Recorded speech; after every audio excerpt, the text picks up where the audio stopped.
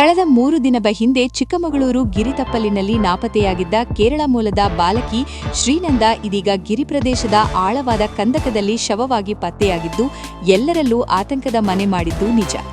ಬಾಲಕಿ ಶ್ರೀನಂದ 41 ಕುಟುಂಬದ ಸದಸ್ಯರೊಂದಿಗೆ ಹಂಪಿ ಪ್ರವಾಸ ಮುಗಿಸಿ ಕಳೆದ ಮಂಗಳವಾರ ಸಂಜೆ ಚಿಕ್ಕಮಗಳೂರು ಜಿಲ್ಲೆಯ ಮಾಣಿಕ್ಯಾಧಾರ ಜಲಪಾತ ವೀಕ್ಷಿಸಿ ವಾಪಸ್ಸು ತೆರಳುವಾಗ ಕಣ್ಮರೆಯಾಗಿದ್ಲು. ನಾಪತ್ತೆಯಾಗೂ ಕೇವಲ 5 ಮಿನಿಟ್ಸ್ ಹಿಂದೆ ಗೆಳತಿಯೊಂದಿಗೆ ರೀಲ್ಸ್ ಮಾಡಿದ್ದಾಳೆ. ಆ ವಿಡಿಯೋ ಬಹಳಷ್ಟು ವೈರಲ್ ಆಗಿದ್ದು ನಾವೆಲ್ಲ ಗಮನಿಸಿದ್ದೇವೆ.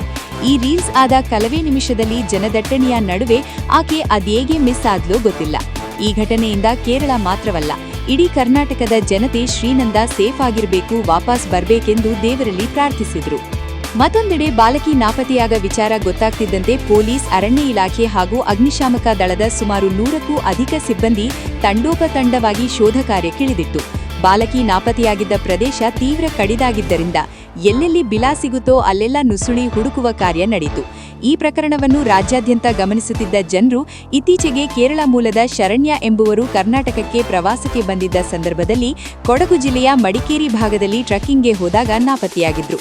ಆದರೆ 4 ದಿನದ ಬಳಿಕ ಜೀವಂತವಾಗಿ ವಾಪಸ್ ಬಂದಿದ್ರು.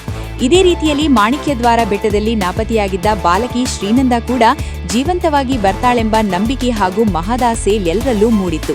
ಆದರೆ ಶವವಾಗಿ ಪತ್ತೆಯಾಗಿದ್ದು ನಿಜವಾಗಿಯೂ ದುರಂತ. ಶ್ರೀನಂದ ಸಾವು ಹಲವು ಅನುಮಾನಗಳಿಗೆ ಎಡೆ ಮಾಡಿಕೊಟ್ಟಿದೆ. ಜನದಟ್ಟಣೆಯಿಂದ ಶ್ರೀನಂದ ನಾಪತ್ತೆಯಾಗಿದ್ದಾದ್ರೂ ಹೇಗೆ? ಅಷ್ಟೊಂದು ಜನರ ನಡುವೆ ಪ್ರಪಾತಕ್ಕೆ ಬಿದ್ದಿದ್ದಾದ್ರೂ ಹೇಗೆ? ಇದು ಆಕಸ್ಮಿಕವಾಗಿ ಕಾಲುಜಾರಿ ಬಿದ್ದಿದ್ದೋ ಅಥವಾ ಬೇರೇನಾದ್ರೂ ಕಾರಣವಿದ್ಯಾ? ಈ ಎಲ್ಲಾ ಪ್ರಶ್ನೆಗಳಿಗೆ ಪೊಲೀಸ್ ತನಿಖೆಯಿಂದ ಉತ್ತರ ಸಿಗಬೇಕಾಗಿದೆ.